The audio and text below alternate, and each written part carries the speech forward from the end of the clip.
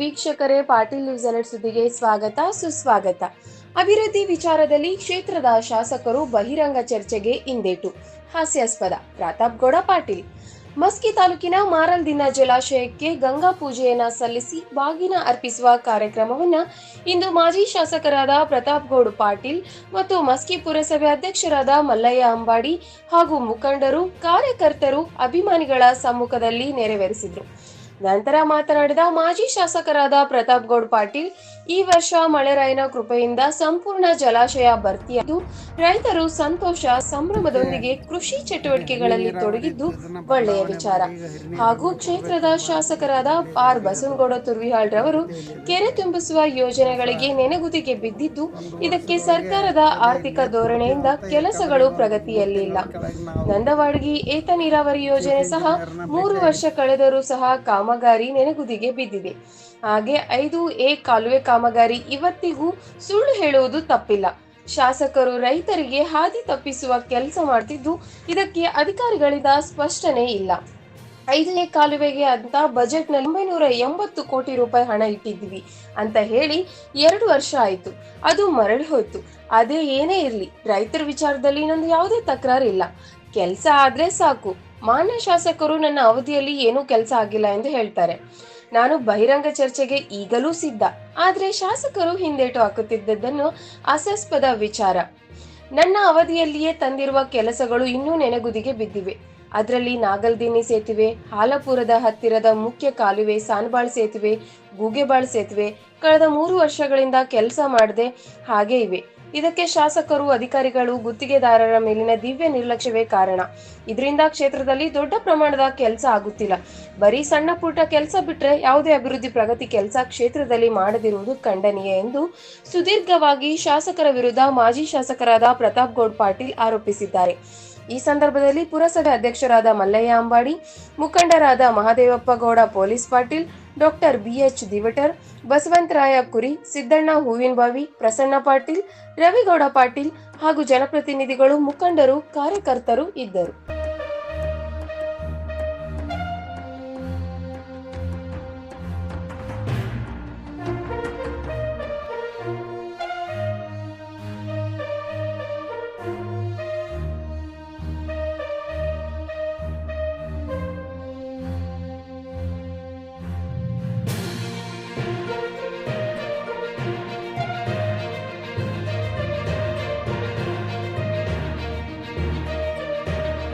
$22 ಕೋಟಿ ಆದಮೇಲೆ ಕೆನಾಲ ಮಾಡರ್ನೈಸೇಷನ್ ಎಲ್ಲ ಆಗ್ಯಾವ. ಈಗ ಮತ್ತೆಲ್ಲ ಈಗ ನಮ್ಮದು ಕೆರೆ ತುಂಬ ಯೋಜನೆ ಮುಖಾಂತರ ಇದು ಮಸ್ಕಿನಾಲನು ಕೆರೆ ತುಂಬ ಯೋಜನೆದಾಗ ಸೇರ್ಪಡೆ ಆಗ್ಯದ. ಈಗ ಅದು ಕಾಮಗಾರಿ ಪ್ರಾರಂಭ ಆಗ್ಯದ. ಅದು ಇಷ್ಟೊತ್ತಿಗೆ ಮುಗಿಬೇಕಾಗಿತ್ತು. ಮತ್ತು ಈ ಸರ್ಕಾರದ ಆರ್ಥಿಕ ಧೋರಣೆಯಿಂದ ಇವತ್ತು ಯಾವ ಕೆಲಸಗಳು ಪ್ರಗತಿಯಲ್ಲಿ ಕಾಣ್ತಾ ಇಲ್ಲ. ಕೆರೆ ತುಂಬ ಯೋಜನೆಗೆ ಎಷ್ಟು ಕೋಟಿ ಬಿಡುಗಡೆ ಆಗಿತ್ತು? ನಿಮ್ಮ ತುರಿನಾಗ ಎಷ್ಟು ಕೋಟಿ ಬಿಡುಗಡೆ ಆಗಿತ್ತು? ಯಾವತ್ತಕ್ಕೆ ಕೆರೆ ತುಂಬ ಯೋಜನೆ? ಕೆರೆ ತುಂಬ ಯೋಜನೆಗೆ 500 ಕೋಟಿ ಬಿಡುಗಡೆ ಆಗಿ 500 ಕೋಟಿದು ಈಗ ಟೆಂಡರ್ ಆಗಿದೆ. ಟೆಂಡರ್ ಆಗಿ ಅದು 470 ಕೋಟಿಗೇನ ಟೆಂಡರ್ ಆಗಿ 2 ಹಂತದಾಗ ಈಗ ಕೆಲಸ ಪ್ರಾರಂಭ ಆಗಿ ಜಾಕ್ವೆಲ್ ಕಾಮಗಾರಿ ಆಲ್ಮೋಸ್ಟ್ ಒಂದು 60% ಕಾಮಗಾರಿ ಜಾಕ್ವೆಲ್ ಕಾಮಗಾರಿ ಮುಗಿದದ. ಉಳಿದಂತೆ ಪೈಪ್ಲೈನ್ ಕಾಮಗಾರಿ ಆಗಬೇಕು. ಪೈಪ್ಲೈನ್ ಕಾಮಗಾರಿ ಗುತ್ತಿಗೆದಾರರಿಗೆ ಸರಿಯಾದ ರೀತಿಯಿಂದ ಪೇಮೆಂಟ್ ಆಗದೆ ಇರೋದ್ರಿಂದ ವಿಳಂಬ ಆಗ್ತಾ ಇದೆ. ಯಾಕಂದ್ರೆ ಅದು ಈಗಾಗಲೇ ಮತ್ತೆ 3 ವರ್ಷ ಕಳೆದೋಯ್ತು. ಈಗ ಕೆಲಸ ಪ್ರಾರಂಭ ಆಗಿ ಇಷ್ಟೊತ್ತಿಗೆ ಮುಗಿಬೇಕಾಗಿದೆ. ಭಾಳ ವಿಳಂಬವಾಗಿ ಕೆಲಸ ನಡೀತಾ ಇದೆ. ಮತ್ತು ಅದ್ರ ಜೊತೆಗೆ ಇವತ್ತು ನಂದವಾಡಿಗೆ ಏತ ನೀರಾವರಿ ಇವತ್ತು ಈಗಾಗಲೇ ನಾವು ರೈತರಿಗೆ ನೀರು ಕೊಡಬೇಕಾಗಿತ್ತು ಆ ಭಾಗದಲ್ಲಿ. ಅದು ಸಹ ಇವತ್ತು ಕೆಲಸ ಕುಂಠಿತವಾಗಿರುವಂಥದ್ದು ಇವತ್ತು ನಮ್ಗೆ ಗಮನಕ್ಕೆ ಬಂದಿರುವಂಥದ್ದು. ಅದಕ್ಕೂ ಸಹ ಈಗಾಗಲೇ ರೈತರು ಒಂದು ಸಂಘವನ್ನು ಮಾಡಿಕೊಂಡು ಒತ್ತಾಯವನ್ನು ಮಾಡ್ತಾ ಇದ್ದಾರೆ. ಮತ್ತು ಅದು ಮುಂಚೆ ಹನಿ ನೀರಾವರಿ ಇದನ್ನು ಬದಲಾವಣೆ ಮಾಡಿ ಈಗ ಹರಿ ನೀರನ್ನು ಕೊಡಬೇಕು ಎಂಬ ನಿಟ್ಟಿನಲ್ಲಿ ಈಗಾಗಲೇ ಅದು ಪ್ರಗತಿಯಲ್ಲಿದೆ. ಅದು ಸಹ 1 ವರ್ಷದೊಳಗೆ ಆ್ಯಕ್ಚುಲಿ ನೀರು ಕೊಡ್ತೀವಿ ಅಂತ. ಯಾಕಂದರೆ ಈಗ ಒಂದು 3 ತಿಂಗಳ ಕೆಳಗೆ ನಾವು ಚೀಫ್ ಇಂಜಿನಿಯರ್ನ ಭೇಟಿಯಾಗಿದ್ವಿ. ಒಂದಿಷ್ಟು ಎಲ್ಲ ರೈತರು ನಾವೆಲ್ಲ ಹೋಗಿ ಎಲ್ಲ ಅದು ಟೆಕ್ನಿಕಲ್ ಕಮಿಟಿಯಲ್ಲಿ ಅಪ್ರೂವಲ್ಗೆ ಐತೆ. ಅದು ಅಪ್ರೂವಲ್ ಆಯ್ತು ಅಂದ್ರೆ ನಾವು ಕಡೆ ಒಂದು 5-6 ತಿಂಗಳ ಕೆಲಸ ಮುಗಿಸ್ತೀವಿ ಅಂತ ಹೇಳ್ತಾರೆ. ಅದು ಇನ್ನೂ ಯಾವ ಹಂತದಾಗ ಐತೆ ಗೊತ್ತಾಗಿಲ್ಲ. ನಾವು ಲಾಸ್ಟ್ ಟೈಮ್ ನಾವು ರೈತರು ಕರ್ಕೊಂಡು ಹೋಗಿದ್ವಿ ನಂದೋಡಿಗೆ ಸಂಬಂಧಪಟ್ಟ ಎಲ್ಲ ಹಳ್ಳಿಗಳಿಗೆ ವಿಸಿಟ್ ಮಾಡಿ ಬಂದ್ವಿ. ಬಟ್ ಕಾಮಗಾರಿ ಏನು ಅಷ್ಟು ಪ್ರಗತಿ ಕಾಣ್ತಾ ಇಲ್ಲ. ಇಲ್ಲ, ಯಾವುದು ಕಾಮಗಾರಿ ಪ್ರಗತಿ ಇಲ್ಲ. ಮತ್ತು ಇವತ್ತು ಆ 5 ವೇ ಕಾಲುವೆ ಬಗ್ಗೆ ಇವತ್ತಿಗೂ ಸುಳ್ಳು ಹೇಳುವಂಥದ್ದು ತಪ್ಪವಲ್ತು ಮಾನ್ಯ ಶಾಸಕರು. ಇನ್ನೂ ರೈತರಿಗೆ ಮಾಡ್ತೀವಿ ಅಂತಲೇ ಹೇಳ್ತಾರೆ, 5 ವೇನೇ ಮಾಡ್ತೀವಿ ಅಂತ ಹೇಳ್ತಾರೆ.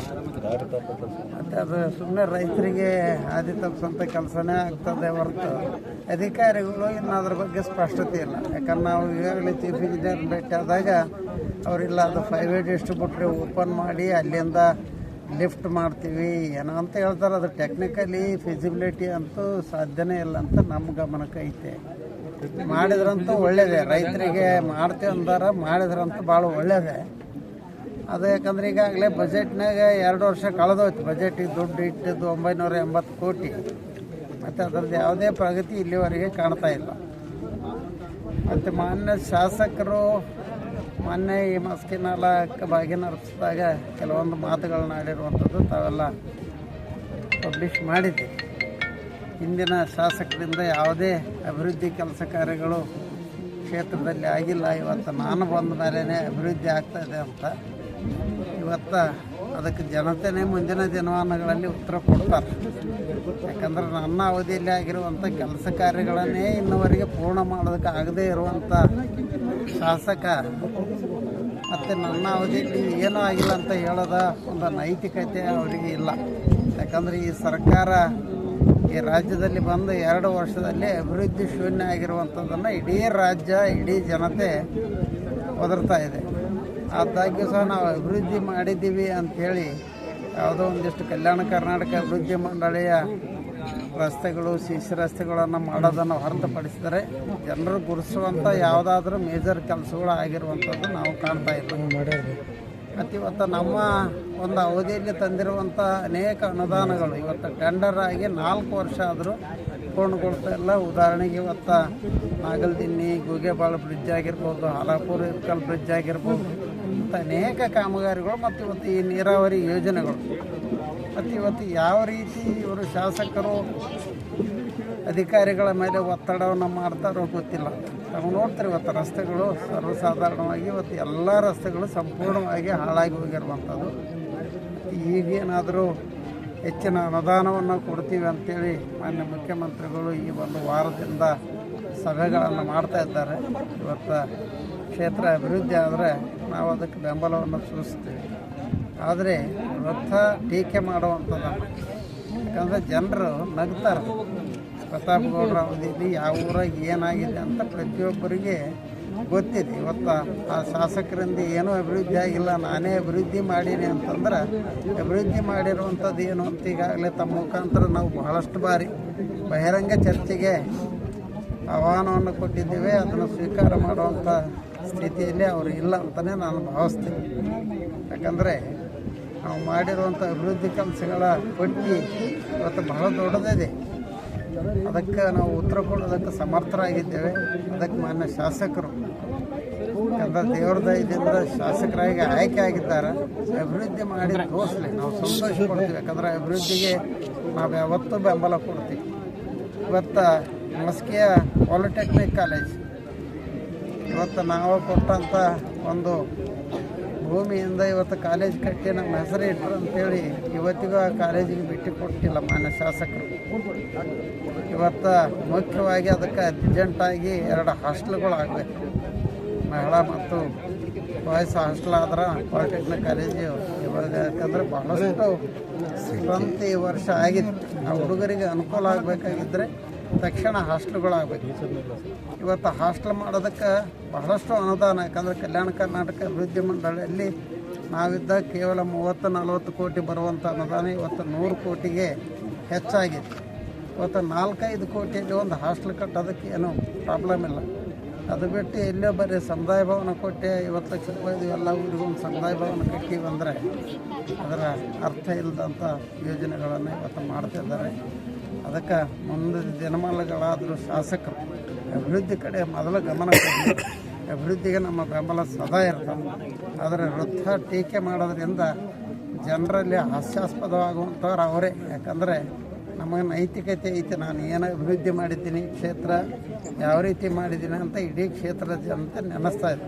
ಏನೋ ನಮ್ಮ ದುರ್ದೈವ ರಾಜಕೀಯದಲ್ಲಿ ಬದಲಾವಣೆಗಳ ಸಮಯದಲ್ಲಿ ಇವತ್ತು ಸೋತಿರ್ಬೋದು, ಆದರೆ ಖಂಡಿತ ಜನರ ಬೆಂಬಲ ಇವತ್ತು ನಮಗಿದೆ. ಖಂಡಿತ ಜನರ ಪರವಾಗಿ ಜನರ ಸಮಸ್ಯೆಗೆ ಇವತ್ತು ಸ್ಪಂದನೆ ಮಾಡಿ ಕೆಲಸ ಮಾಡ್ತೀನಿ ಅಂತೇಳಿ ವಿಶ್ವಾಸ ಓಕೆ ಸರ್.